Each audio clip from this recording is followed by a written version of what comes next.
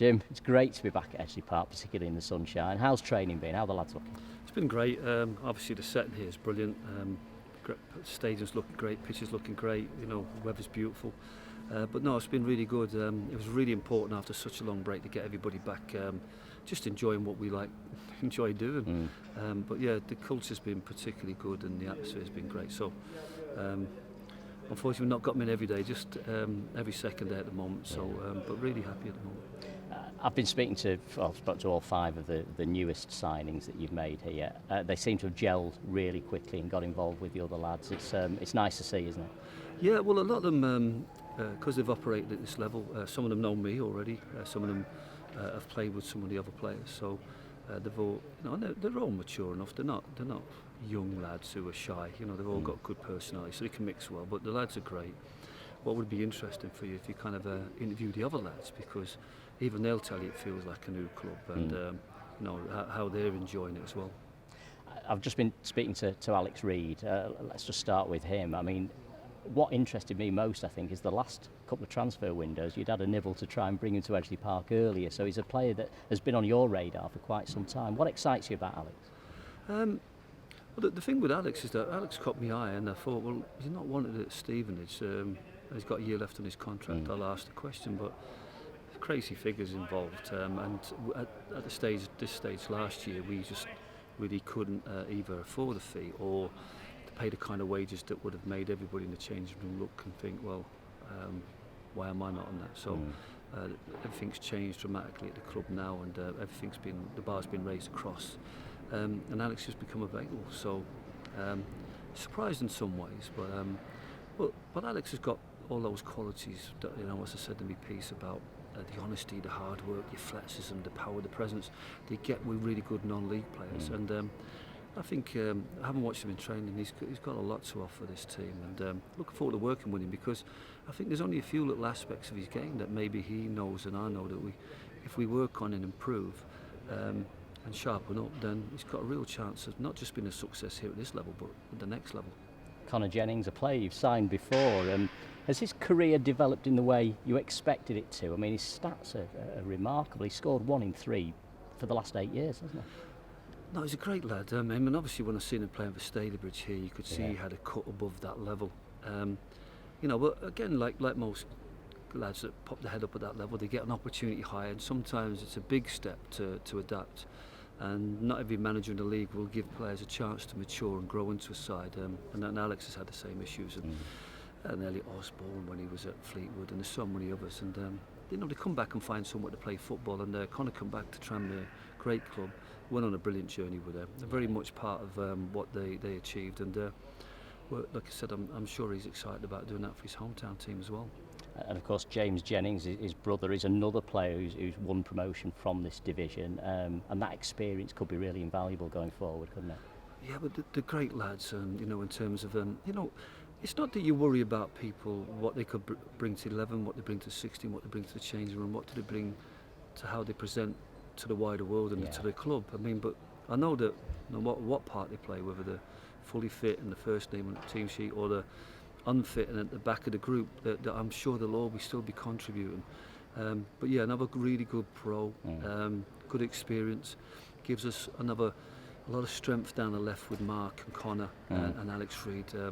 Because that was the one side of the team last year. We couldn't find enough strength to keep that side solid. So, but with those options now, we know that side's solid. We know the strength of the spine of the team. Right hand side, we still got a few little areas where if we had a player come out, we'd be worried about whether the integrity of the 11 is as strong as we'd like. So, but I'm really pleased with the several different permutations of 11 that we got from those 14, 15, 16 strong players. And as we strengthen the squad with 2 or 3 more additions, I think we'll be really, really confident that we can put out a very strong 11 and 5 usable subs for every game. You mentioned Mark Kitching there as well, and speaking to contacts I've got at Hartlepool, they were disappointed to lose him. Dave Challoner wanted to keep him. He's had offers from both sides of the border up there, but you're not losing out now, are you? When you're battling for a player like Mark Kitching, County's top of his list. Well, the biggest challenge we were always going to have, despite the size of the club, was that where our budget was that it never frustrates me when a Jimmy Ball goes to Stevenage or a Danny Lloyd to Peterborough or Jason Oswald to the league. What worries you is when people go sideways, but for more money because those clubs have the better budget. We don't have that problem, and obviously now we're competing for the next level of player as well to attract those that have options outside of this level. Whether that be in Scotland or whether that be in the league. And I think that between myself and the group we have and what Simon's presenting as the chairman's vision, I think we're presenting a really, really good product and a really good project here. And I think that people are understanding this is more than just your average National League side. This is a club with real potential to be. It feels it's shaping up to be everything a Football League club, and we're dressing for the level that we want to be at. And I'm really looking forward to the season because I think we're now set to make that step. And the final signing that I spoke to today was John Rooney, and he's the one I think that's probably got the fans really excited because of his goal scoring last season for Barrow. But I was saying to John, I think he's worked so hard, I think, through his career to get to this stage because he's had some setbacks, he's had some knocks. He was in America for a couple of years, but he's worked really hard. His stats last season alone will tell you a lot about him, and to score that many goals from playing as a 10 or even as an 8 is incredible. Yeah, like I said, he's had a very strong career. And I think what I'm delighted for him is that I know he has the quality to be a standout player at this level, and he's never really, for one reason or another, he's never really been able to be that player at some of the other clubs. And I think he's a very passionate footballer. And if the right environment's there for him, he comes alive. It reminds me very much of when we brought Danny Lloyd in, and Danny Lloyd was kind of losing his way with Fylde and kind of lost his mojo a little bit, and then he found it here, and didn't he find it, and went all the way to the League One, and has been having a great career since. John found that last year with Barrow, and like I said, it's really brought him to another level, which is kind of brilliant because it can be a tough industry, football, and it can wear you thin in terms of your passion, your love for the game.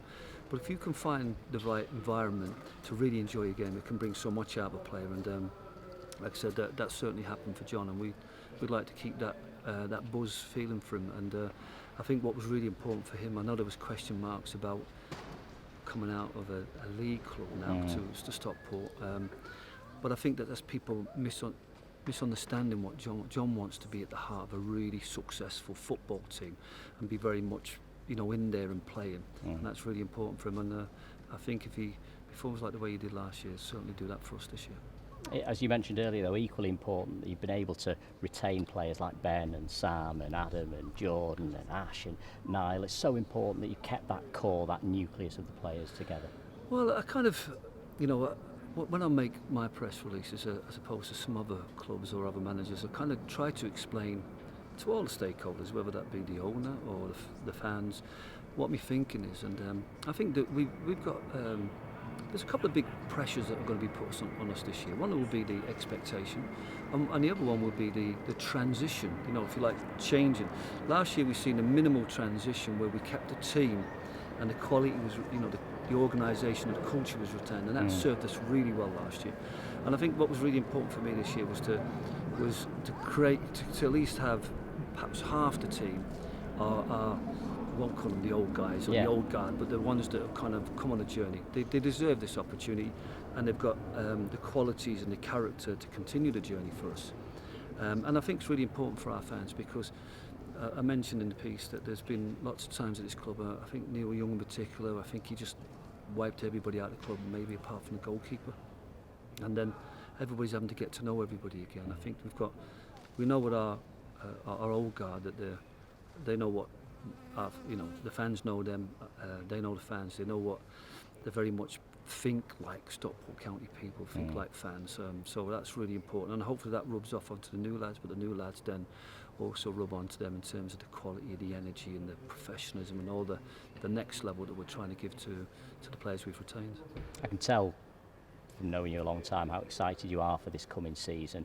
Having said all of that, does the signings that you've made, the culture you've created, the investment that Mark's made, does that create its own kind of pressure? Are you under pressure now to achieve next season?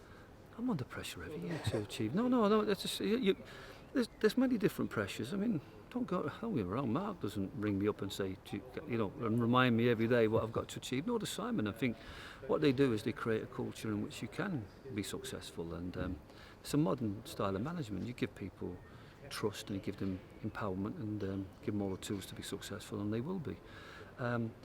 We were under huge pressure last year, and I still think now that if we were sat in the big hall celebrating the end of last season, I'd still say that last year was as big an achievement as winning the league at step 6 or step 2 or whatever you call it, the 6th tier for us, because there was a lot of work and a lot of stuff that was done really well last year that made sure that we finished where we were rather than perhaps where Chorley are. Because two teams that were neck and neck, we shown the professionalism within the structures that we had could compete at the next level, because it's one thing getting out of the National North, it's another thing competing at the next level, and that competitiveness, that consolidation, that challenging was all there last year, and I was really, really proud of the lads for that. And unfortunately we're in a situation, Mark, can, if you like, support that continued growth, and it does bring massive pressure. But I'll be sat on the sideline, and we'll all feel the pressure. But when you don't have the resources and you don't have the players and you're having to find gems and pull rabbits out of hats, that's a massive pressure to keep your job and keep your team above the dotted line at a certain level. I know I've spoken to many managers that will feel that pressure this year, but and we understand that although we brought people in and we've invested, there's still an awful lot of work to do. We've got to come together as a team. We've got to find the right tactics and formation for these guys. We've got to make sure that they all feel included, they all feel that they've got something to offer. It's going to be a tough, hard year. It's going to be the toughest year in terms of the shorter season and more compact games and a higher turnover of players. So it's going to be a really tough year, but we're looking forward to it. And I don't feel any more pressure than the day I walked in to try and get the club in the playoffs, or the year that we were under pressure to try and get promoted, and we ended up champions, and last year the pressure to stay in the league and then to finish 7th. So we'll feel that pressure, but we're quietly confident that the staff we have, the players we have, the structures we have, that surely if I go off my last 11 years record, that we'll finish higher than we did last year. But we want it not just to be the expected or exceed. We want to try and have an exceptional season next year.